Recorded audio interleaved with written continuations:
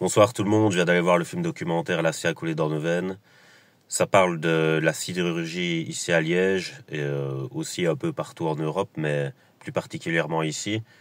Ça retrace l'épisode qu'il y a eu, c'est-à-dire la fermeture du haut fourneau, la restructuration et la délocalisation pour finir, et à quel point ça a mis mal plein de familles, etc.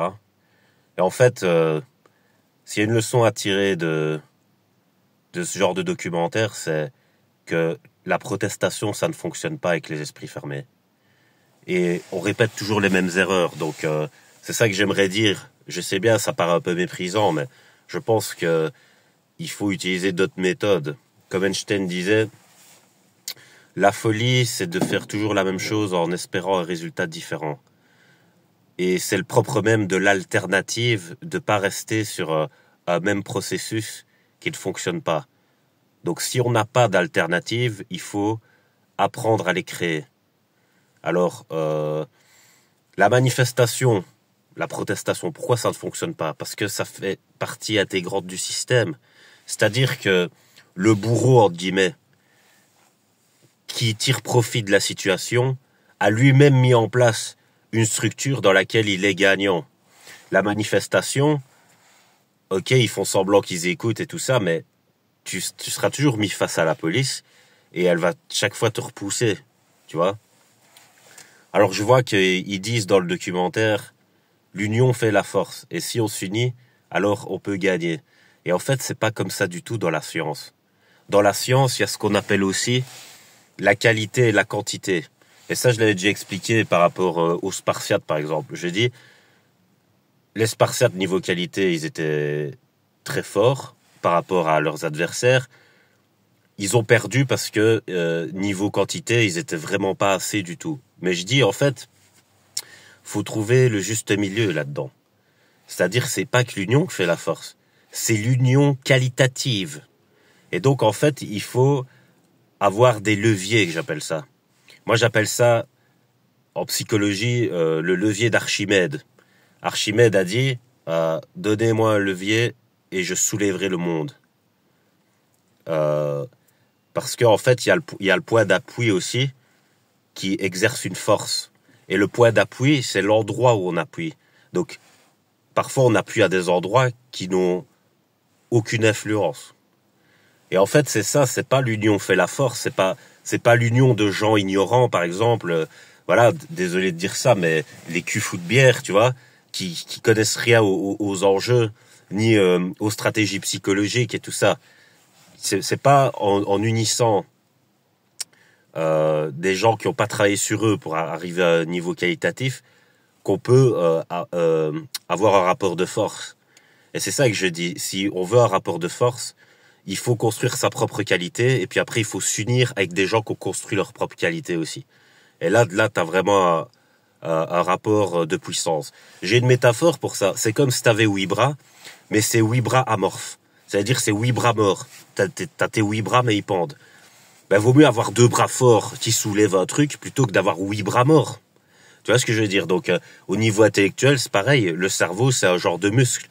Donc, le cerveau, on peut le travailler, pour augmenter sa zone d'influence. Et moi, je prends l'électron, la particule qui est un bon exemple, parce que en fait, en science, on remarque que l'électron est pas forcément plus petit que l'atome dans lequel il est. Alors, je sais bien, c'est complètement contre-intuitif. On se dit, ben moi, je suis sur Terre, je suis plus petit que la Terre, tu vois. Donc, si je suis plus grand que la Terre, comment est-ce que je peux être sur Terre? Enfin, tu vois, il y a un truc comme ça. Et en fait, c'est parce que ça se passe pas au niveau de l'être en tant que tel, ça se passe au niveau de l'aura, c'est-à-dire le rayonnement énergétique. Le rayonnement énergétique de l'électron est supérieur à son contenant. C'est-à-dire l'électron rayonne en dehors de lui-même. Ça s'appelle l'aura, voilà. Le soleil a ça, par exemple. Le soleil, on le voit pas en tant que tel, on voit qu'il brille, en fait. On voit son rayonnement. C'est pour ça qu'on le voit d'ici. Les étoiles, c'est pareil. Et donc, en fait, faut augmenter son rayonnement. Tu vois, et ça augmente le champ d'action au niveau des pensées, etc. Voilà, c'est ça que je veux dire. Et donc, il faut travailler là-dessus surtout. Et c'est pas juste de la protestation. La protestation, par rapport à certains profils psychologiques tels que narcissisme ou psychopathe, ça ne sert à rien du tout. Ça ne marche pas. Ils n'ont pas d'empathie, ces gens. Donc, la protestation, elle fonctionne classiquement avec des personnes qui ont de l'empathie. C'est-à-dire, si tu vas protester contre une personne qui a de l'empathie, elle va dire ah ouais, c'est vrai, j'avais pas pris ça en compte. Maintenant, ouais, je vois. Ouais, ok, on va essayer d'arranger le truc ou quoi. Tu vas faire ça avec ces profils psychologiques-là. Ils vont te dire, bah non, moi je m'en fous. Je fais ce que j'ai envie et puis voilà, tu vois. Donc c'est ça que j'aimerais dire. C'est un son que je tire de ça parce que on voit bien que finalement les gens ont tout perdu dans cette histoire parce qu'ils ont pas utilisé des leviers qui avaient les bons points d'appui et ils ont juste protesté et ça ne marche pas avec ces profils-là. Même en relation amicale, amoureuse ou quoi, vous le savez très bien, si vous avez connu des profils comme ça, vous allez essayer de faire entendre votre point de vue, ils ne vous écoutent pas, ils s'en foutent, tu vois. Parce que ces gens ne sont pas faits pour diriger, en fait. Ces gens, ils sont trop mal construits intérieurement pour assumer des responsabilités euh, par rapport à autrui, tu vois. Dans la nature, ces gens-là, ils doivent être au plus bas de la hiérarchie. Ils doivent pas être en haut. Mais le problème, quand ils sont en haut, c'est que ben, c'est triste pour ceux qui sont en dessous d'eux, quoi. Voilà, c'est ça le truc, le constat à faire. Et donc, quand c'est le cas, qu'ils arrivent en haut, il faut les dégager. Voilà, dans la nature, on sait ça. Dans la nature, t'es dans la survie. T'es pas comme dans la société civile où, ça veut dire, si t'as un âne dans ton groupe, t'as intérêt à bien le faire se tenir vite fait, ou le dégager, parce que sinon, il va emmener le groupe vers la falaise, si tu vois ce que je veux dire. Donc voilà, c'est ça que je dis.